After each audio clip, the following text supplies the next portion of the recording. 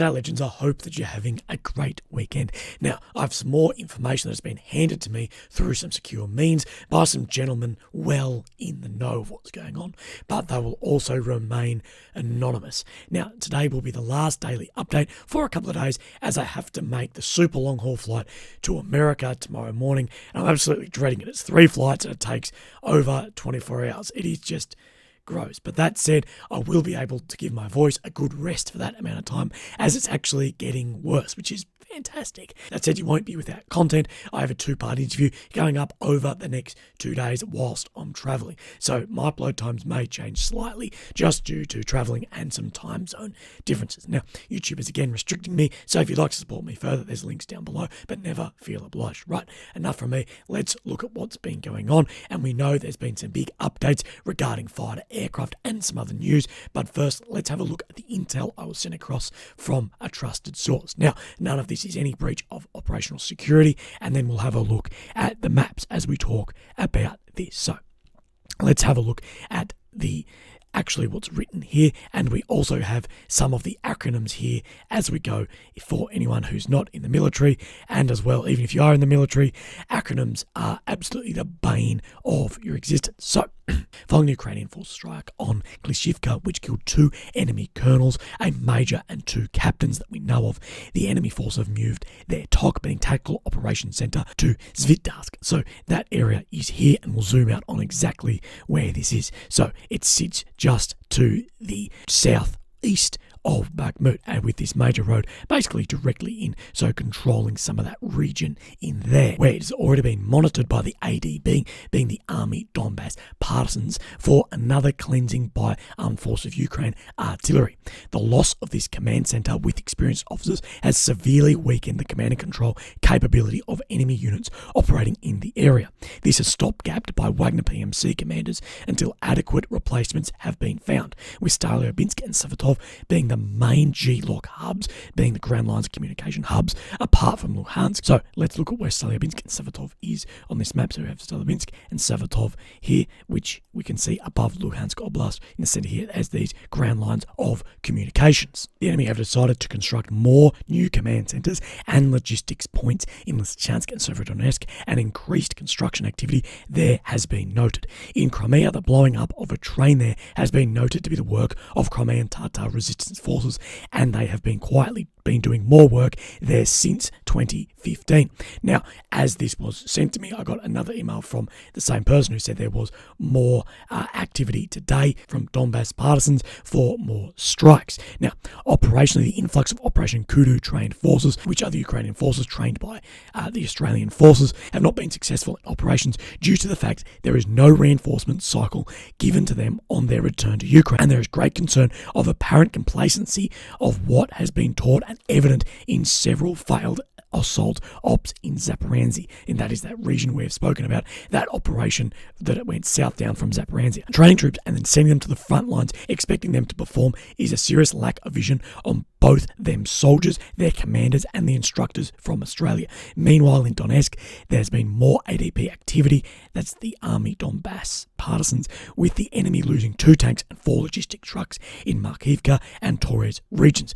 The often underreported ADP attacks that had been happening since 2014 are proving to be a serious concern to the enemy special forces and their command and control chain. The ADP units have reported that they will be increasing their activity and have linked up with the Melitopol unit to cause an even greater active environment in the coming weeks and months. And I would say that is as we see the offensives go into a larger action. But now let's have a look at the map. So of course we have Ukraine in the center and the capital of Kiev here. The red areas occupied since 22, and the purple since 14. The green areas liberated since the invasion in 22. We have the Black Sea down here, Romania, Poland, Belarus, and Russia around here. And if we zoom in on Bakhmut, let's have a look at what we have seen today. Is the 20th of May, and we got an update last night and an update this morning. So let's go back to yesterday's first update. So What we saw later in the day yesterday was this push to the south of these Ukrainian forces, clearing this open territory down here from the south of Chasiv Yar and clearing from Ivanotsky down. So we did see a major push here, and we did see earlier yesterday a southern push by the Russian forces, but then a more major push clearing more of this open terrain in here that we know Russia did lose a lot of guys fighting through this open terrain here. But between yesterday and today, what have we seen? We've seen a major push on this map, and this deep state map is very pro-Ukrainian sided. We see a huge push all through these forces here, and I've just clicked and zoomed off. Oh my god, what's going on? I've just clicked and zoomed off there. So we did talk about yesterday that the Wagner source and the Rybar map did show that there was a push down onto this road and maybe just to where this road comes across in here, but this map is showing far more of that, and the only bit of Bakhmut left is down around here where the MiG-17 statue is, and that is a very big claim on this map and a large jump on here, but remembering that this map is more on the Ukrainian side of things. So let's compare this to a few other maps. So we have this one here, and this one is a more Russian-sided map here. And this said, this isn't showing the full centre of Bakhmut, but I do have another one for you, that this is where the Russian forces have pushed in this region and in this region. So this is the road that loops. This is this road here, which is showing very similarly to what Deep State is showing, and the only bit left is down here. So this is showing basically in line with what Deep State is showing. And we also have this map, which is the zoomed out version of that is showing this is what is left here and a few little blocks around here. But other than that, that Bakhmut has been under control by the Russian forces up to the 99%. So let's have a look on the ISW map as well and what this is showing. So the ISW map, this is today's map from this, and then we have yesterday's one as well. So what is showing different? Well, it is showing that the claimed territory is very much in line with what we see from the Russian sources and the Deep State, the claimed being the yellow. So this isn't controlled territory that they've assessed Russia has, but this is what Russia is claiming, and this is basically all of Bakhmut. Have pushed well over this road in Kramovo where this bridge is here. That bridge has been down for a while, and over down into these blocks here, and the last bit being controlled is at the MiG-17 statue here. Now, let's have a look at the War Mapper. So, on the right, we have War Mapper from today, and on the left from yesterday. Now, War Mapper, in their own post, said that there were no significant changes on the front line within Bakhmut, and that is being shown between these maps. So, the massive change that we see on the Deep State and in the Russian maps, well, it's hard to know exactly what is actually going on. But let's have a look at some photographs of today from Wagner Group sources as well within Bakhmut. So here we see these buildings broken down right on the outskirts, and these soldiers, these Russian soldiers here moving across the front. Notably, these tri-stripe Adidas pants being the most Eastern European thing I've seen maybe in this entire war. We have also this photograph here. For some reason these aren't in order, so I can't just go through them and click through, and just the more sheer destruction of the entire city of Bakhmut. There are many rumours circling that Bakhmut has completely fallen, but that is yet to be confirmed, so wait out on that, even if this title is clickbait for this video, because it'll trend well. But a Ukrainian soldier has come out with this. That said, I can't actually confirm that this is a Ukrainian soldier from this video, but it was being shared by pro-Ukrainian OzInt accounts saying that it was. So here it goes. What I want to say is Bakhmut has fallen.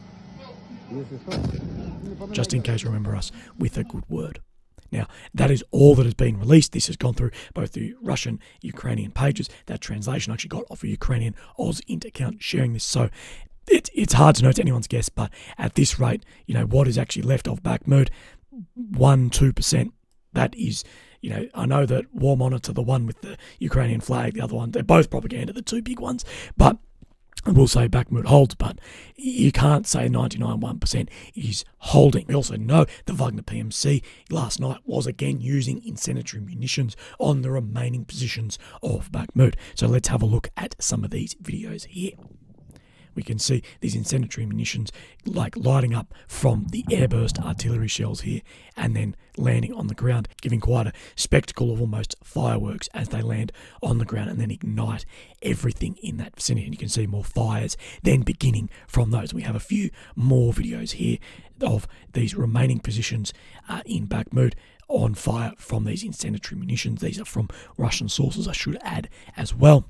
And here we have more video of these being airburst from here, from the artillery. They airburst and then rain down this super hot, burning anything in its way. Now, incendiary munitions are often wrongfully reported as war crimes, which they are not when they're used against military positions. West has spoken in length about the effectiveness of incendiary artillery against dug-in positions in recent conflicts, and Ukraine has also used incendiary shells during this conflict since 14 as well. The use of these weapons as illumination on targets can also not only be used to tactical advantage, but it also creates a loophole against using these directly for targets. There's lots of caveats in the laws on conflict, especially the rules around munitions like this.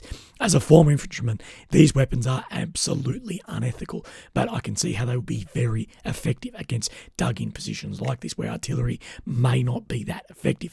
This does create a huge issue for thermal and night optics, and also the illumination can silhouette your positions. And as someone who has been a combat first aider, burns take up by far the most medical resources as well when treating a patient. And remember that this is to a degree a war of attrition. Now, what else have we seen change on the map? To the north of Bilarivka here, we have seen since yesterday's update this small spire come out through these heavily wooded area that is a wetland through here as well. We've seen Russia make some small ground there. And to the north of Avdiivka, now we haven't seen any changes in the center of Avdiivka, but we have seen to the northwest of Krasnohorivka, we have seen Russia make some significant gain in and around these tree lines as well. As we know, Avdiivka is an area where there is a lot of ongoing fighting. Many will say the second Bakhmut, but not as much information coming out of there. We did speak of yesterday in Mariinka that there was reports of a number of kilometres gotten by the Russian armed forces, but Deep State map is not showing that.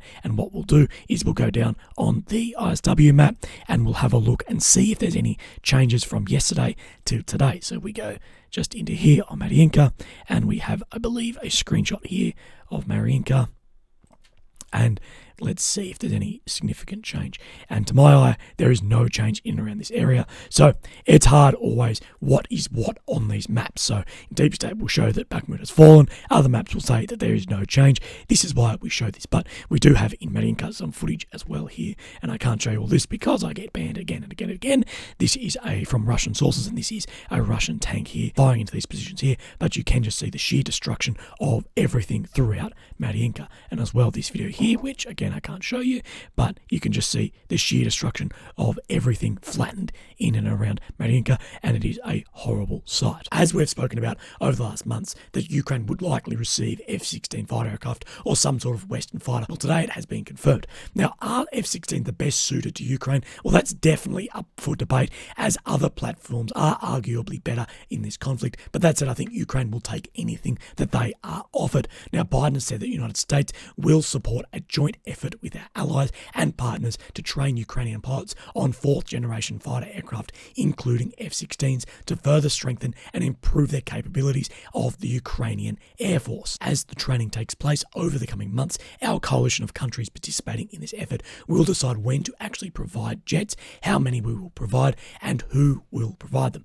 The United Kingdom Prime Minister Rishi Sunak has tweeted the UK will work together with the USA and the Netherlands, Belgium and Denmark to get Ukraine the combat air capability it needs. Mark Hansian, a senior advisor at the Centre of Strategic International Studies, has said ahead of the White House officials' comment on the F-16s that F-16s are very expensive and aren't going to radically change the balance of power. But he also noted that they would have a huge psychological significance as they have been the top of the wish list for Kiev. Now, Zelensky has said this will greatly enhance our army in the sky. I count on discussing the practical implementation of this decision G7 summit in Hiroshima. The G7 summit is being held this weekend, and it is said to be dominated about talks for the Russian-Ukrainian conflict. And this is being held in Hiroshima for the significance of the sheer destruction of nuclear weapons as the world inches closer to that possibility.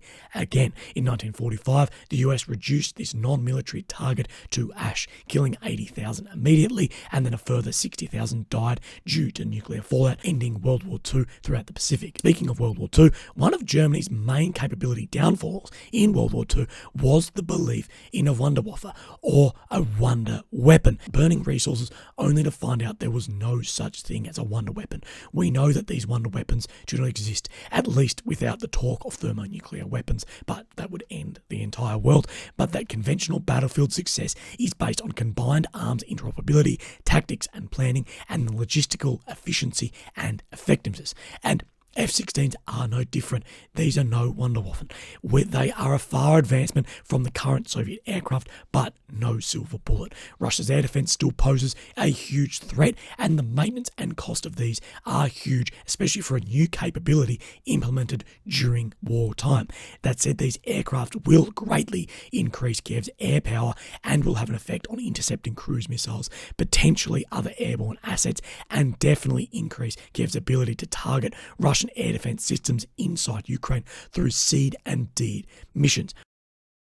As I spoke about yesterday, these aircraft cannot be used outside of Ukraine's borders, which does mean that Kiev cannot get complete air superiority, as the bombers launching these cruise missiles and a lot of the air defense from Russia sit outside of Ukraine's borders and inside the Russian Federation borders. Now, this is the policy I would be fighting if I was Zelensky, although this raises a whole nother bunch of issues. It's the targeting of systems within Russia, not only logistical points, but also these missiles and bombers firing them. It's far easier to hit a bomber than hit all the missiles it then drops. That said, although with Russian air defense assets under danger, they could be moved back into their territory. It would then reduce the effectiveness of these systems and would also reduce their range into Ukraine. But it needs to be noted that these air defense systems do have range of hundreds of kilometres.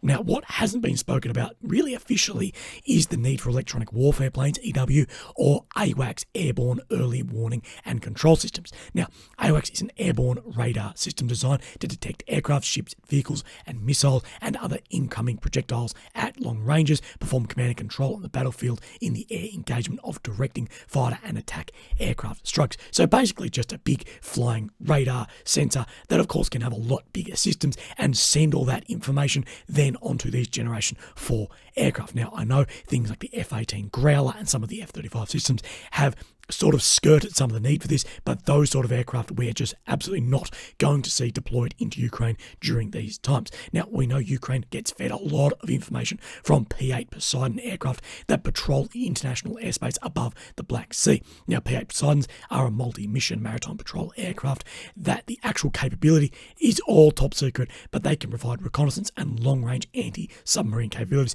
as well as a lot other. And here's a photograph of me in a P-8, and I went for a joyride with the boys. Now, why can't Ukraine currently strike into Russia with Western weapons? It sort of all boils down to the concern of not only escalation, but Russia's nuclear strike policies. In June 2020, Putin endorsed Russia's nuclear deterrent policy, which allows him to use atomic weapons in response to conventional, which non-nuclear strikes, targeting the nation's critical government and military infrastructure, being able to strike if it threatens the very existence of the state or enemy impact on critically important government or military facilities of the Russian Federation, the incapacitation of which could result in the failure of retaliatory action of nuclear forces, basically hitting anything that could compromise those systems. And this is not only one of the reasons why these systems are not being deployed into Ukraine to then strike into Russia, but also the fear of Russia holding false flag attacks and then justifying in their way the further escalation of attacks into Ukraine, which is a real threat. Now, we know Putin threatens the nuclear word a lot. How long will it actually be till we see these aircraft ripping through the Ukrainian skies? Well, that is at this point anyone's guess. The training has said to be reduced to now 4 months from the initial claim of years. This comes after Ukrainian pilots went to America to undergo assessment for how long it would then take to train.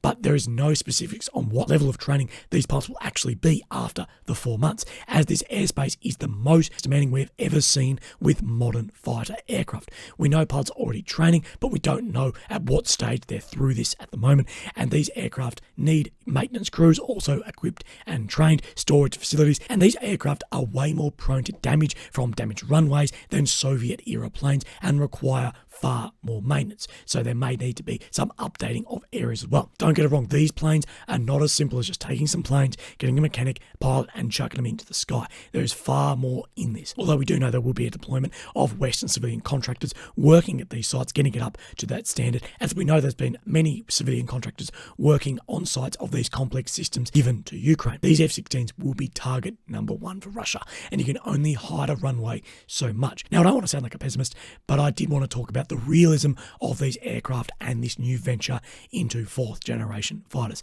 And so far we have seen no comparison of how much of a step it is from the current capability to what that would give. Now, legends, that's it for me today. I know this one is going to be a little bit shorter, but I'm going to go spend some time with Lily and Bears before I jump on that long flight. So thanks again, and I'll speak to you soon. Have a great weekend. Okay, bye-bye.